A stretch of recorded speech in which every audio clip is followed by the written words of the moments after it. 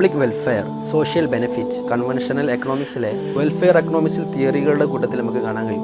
പരേറ്റിയൻ theory, പരേറ്റിയൻ കൺസെപ്റ്റൊക്കെ നമ്മൾ കേട്ടതാണല്ലോ. ഒരാൾ ഒരു പോളിസി ഇൻട്രൊഡ്യൂസ് ചെയ്യുമ്പോൾ അല്ലെങ്കിൽ അത് പരിചയപ്പെടുത്തുമ്പോൾ അതുകൊണ്ട് വേറൊരാൾക്ക് അത് ഹാംഫുൾ ആവാൻ പാടില്ല, നെഗറ്റീവ് ഇമ്പാക്റ്റ് ഉണ്ടാവാൻ പാടില്ല എന്നുള്ളതാണ് ചുരുക്കി പറഞ്ഞാൽ ആ തിയറി കൊണ്ട് ഉദ്ദേശിക്കുന്നത്. എന്നാൽ ഇസ്ലാമിക സാമ്പത്തിക വ്യവസ്ഥയിൽ മസ്ലഹ ആമ്മ അല്ലെങ്കിൽ എന്ന് പറയുന്ന ഒരു കൺസെപ്റ്റ് കാണാൻ പറ്റും.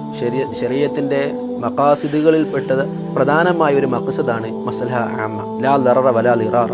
ഒരാളെയും ഇടങ്ങേറുണ്ടാക്കരുത്, ബുദ്ധിമുട്ടിക്കരുത്. പരിശുദ്ധ ഖുർആനിൽ വളരെ നമുക്ക് എല്ലാവർക്കും പ്രചാരത്തിൽ അറിയുന്ന ഒരു ആയത്താണല്ലോ, യുരീദുല്ലാഹു ബിക്കുമുൽ യുസ്ര വലാ യുരീദു ബിക്കുമുൽ ഉസ്ര. അല്ലാഹ് നമ്മളെ കൊണ്ടൊക്കെ ഗുണം, എളുപ്പം മാത്രമാണ് അല്ലാഹ് ഉദ്ദേശിക്കുന്നത്. പ്രയാസം, റിസ്കിലാക്കാൻ, ഇടങ്ങേറാക്കാൻ അല്ലാഹ് ആരെയും ഉദ്ദേശിക്കുന്നില്ല. അതുകൊണ്ട് തന്നെ നമ്മളൊരു ബിസിനസ് സംരംഭം തുടങ്ങുകയാണ്, നമ്മളൊരു ഇടപാട് ചെയ്യുകയാണ്. അതുകൊണ്ട് കോമൺ പീപ്പിളിന് അല്ലെങ്കിൽ സൊസൈറ്റിക്ക്, മുജ്തമഅന് ഹാംഫുൾ ആകുന്ന തരത്തിൽ ഒരിക്കലും ഇതാവാൻ പാടില്ല.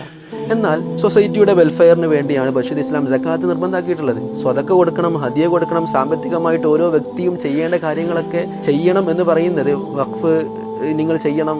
ആ വഖഫ് കൊണ്ട് ഒരു നാട്ടിലെ, ഒരു സമൂഹത്തിലെ പള്ളി, മദ്രസ്, മറ്റു എഡ്യൂക്കേഷണൽ ഇൻസ്റ്റിറ്റ്യൂഷൻസ്, സ്ഥാപനങ്ങൾ, മറ്റു പല സംവിധാനങ്ങളും നടന്നു പോകുന്നുണ്ട്. ഇതൊക്കെ ഇസ്ലാം പ്രൊമോട്ട് ചെയ്യുന്നത് ഈ മസ്ലഹ എന്ന് പറയുന്ന പബ്ലിക് വെൽഫെയർ എന്ന് പറയുന്ന ഒരു വലിയ കൺസെപ്റ്റിന്റെ കീഴിലാണ്. കൺവെൻഷണൽ എക്കണോമിക്സിൽ നമുക്ക് കാണാൻ കഴിയും, ഒരു ബിസിനസ് ഓണ്ടർപ്രണർ പ്രോഫിറ്റ് മാക്സിമൈസേഷൻ ആണ് അവിടുത്തെ മോട്ടീവ് എന്നുള്ളതാണ് അവരുടെ തിയറി പ്രകാരം. അതേപോലെ ഒരു കൺസ്യൂമറെ സംബന്ധിച്ചിടത്തോളം അവന്റെ മാക്സിമം സെൽഫ് സാറ്റിസ്ഫാക്ഷൻ ആണ് അവിടുത്തെ പരിഗണന.